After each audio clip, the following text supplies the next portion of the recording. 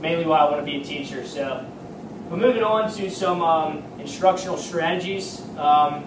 So in my class, we implemented, we had a smart board just like this. So we did a lot of activities, which was awesome. Like we would still do our notes, but we would sometimes break it up. We would do like 20 minutes of notes and then like an activity. Now sometimes the activities weren't always fun. There are always some of those days where like, hey, we got to do a worksheet, or like, let's do this. So it wasn't always like group activity, like running around having fun. But two activities that they tended to enjoy. We did an Underground Railroad activity where actually Dr. Hicks observed one class period where they got on the laptops, they would put them in groups, and they went through like a journey through the Underground Railroad, and they had like questions and like narratives so they could look, read along, and like answer the questions as they went through. And then we went over them as a class, so they'd like being in groups, using the laptops, working with different technologies like that. And it was cool because it was like a little interactive website. Like you could click on people, they'd talk, and like they'd move around. You could watch them go from place to place. So that was really fun. And also we did invention skits, which was pretty cool. During my westward expansion unit, I made a skit for the kids to do where we had the main inventions: the cotton gin, the reaper, the steam locomotive. So we broke the kids up into groups again in that. We let them, basically make their own script. We had some key details. We want to like mention who invented it, how it helps society, just some things like that. So, they would have to be certain characters, and they went through the skits, and they enjoyed that. We were able to, that was when the weather was relatively nice. So we were able to go outside some. They liked getting outside, moving around, working in their groups, kind of spreading out. So they had a good time with that. So it was just something nice to kind of get out of the classroom for a little bit, not have to worry about doing notes all the time. So just some fun activities to do. And then talking about our strategic instructional methods, the Sims we were doing, that fun assignment we just completed. So, we did some of that. I implemented some frames and the concept mastery routine in there, and the frames as well, which I'm going to show in just a second. But I made a few frames just kind of a different way to take notes. We might have slot notes on something, but I'll say, let's pull those slot notes. Let's do a frame. I did a frame on differences from North and the South.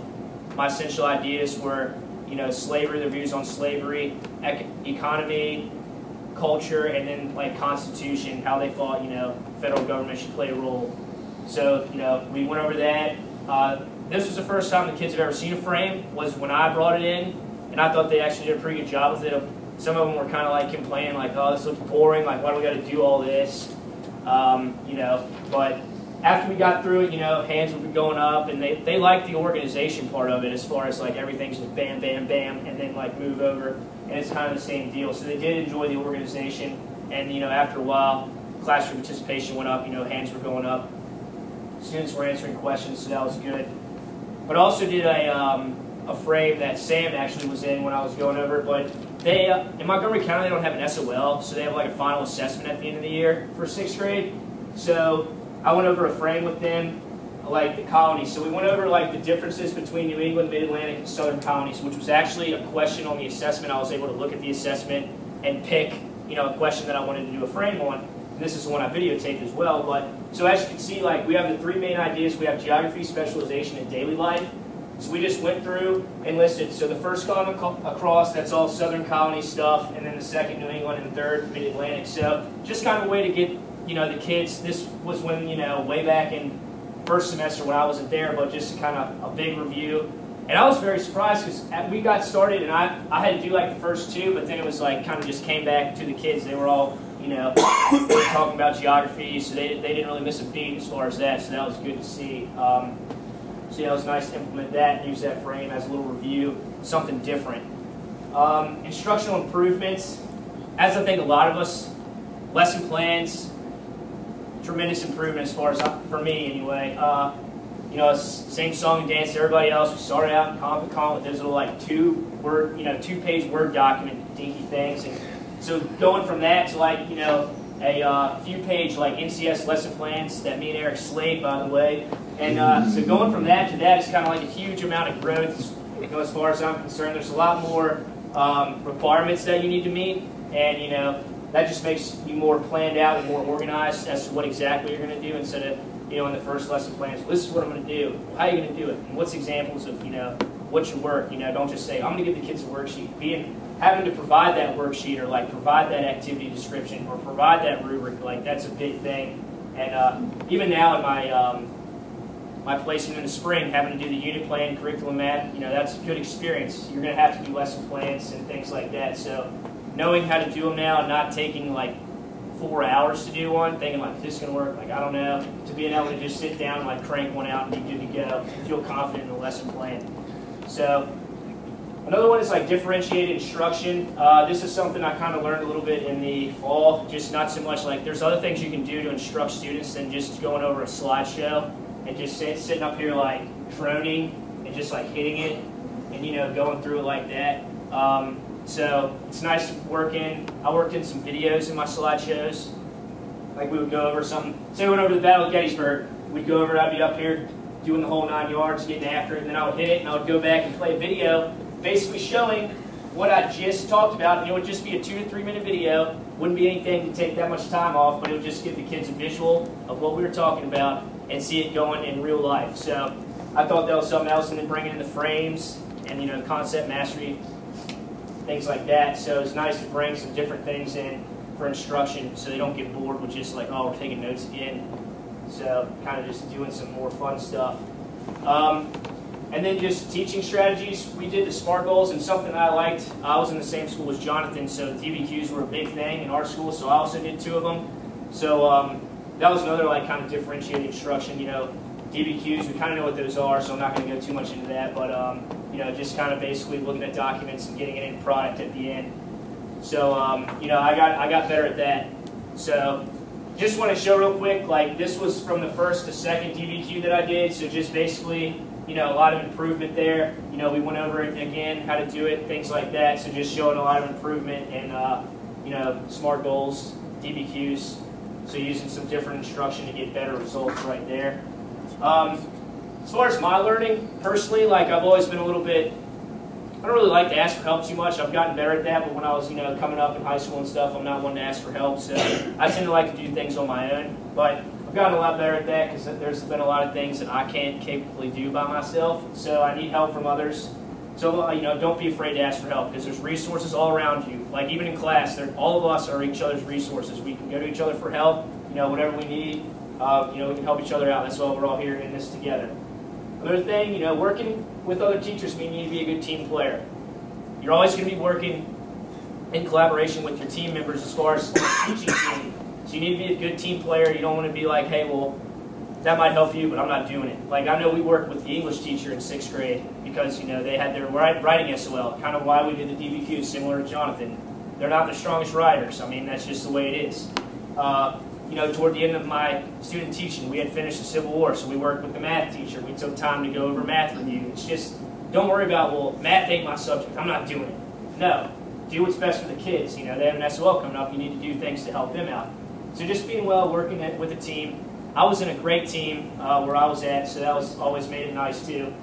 Connect with students on a personal level. I think that goes a long way. With behavioral issues in the classroom or SPREC level, just interacting with them in and outside the classroom. Get to know them on a personal level, and you're just not student A to me. Like you're Billy Bob, and I know you like basketball. Your favorite team is the Chicago Bulls. Well, hey, if they won the game last night, I'm going to talk to you about it. Or like we had a kid who was a huge Kentucky fan all through the Final Four. I was talking to him about that, telling him how they weren't going to win the championship. But anyway, so yeah, just connecting with students on a personal level, I think, is big. That gets them to let you know kind of that you care about them, you want to know things. So yeah, just connect with them. And just to kind of wrap things up, again, kind of going off, get to know your students, with student relationships. I was fortunate enough to help out, and I coached track while I was at the middle school I was at. So just having that relationship with students, like outside of class, is huge. Like going to the track meet, just hanging out with them. That's not what I'm worried about. Like, hey, did you do your homework? It's just like talking about anything. So just being able to talk about anything with your students.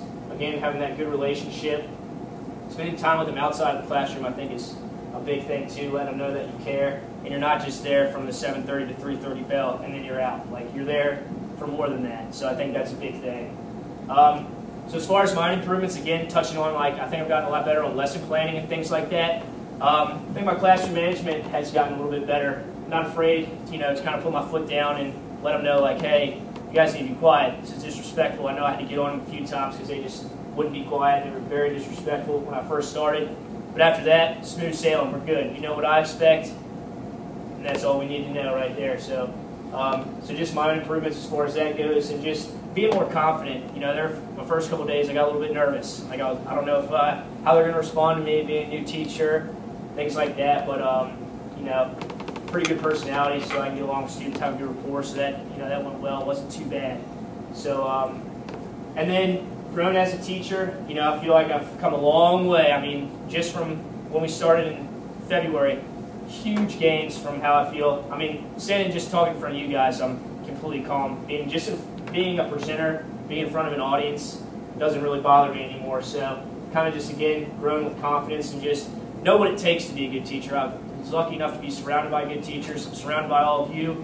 So just knowing what it takes to be a good teacher, the hard work, things like that. So definitely know what it takes. And just a few ending thoughts, kind of my little one-liner here. So, but I think every student can learn. Some just take a little more time. You know, every student might not learn on the same timetable. It might take, you know, student A a little bit longer to grasp than student B, but that doesn't mean he can't do it. That just means he might need a little more help.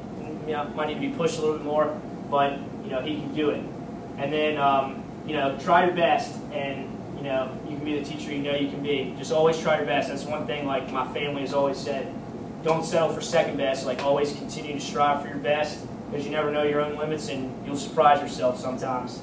And then we all love it, so you know, do what you love and love what you do. You know, we all enjoy teaching, being around kids, so you know, that's what we're going to be doing. So it's been an honor serving with all of you guys. You know, hey, we did it, so let's bring it in. A little round of applause. We're done.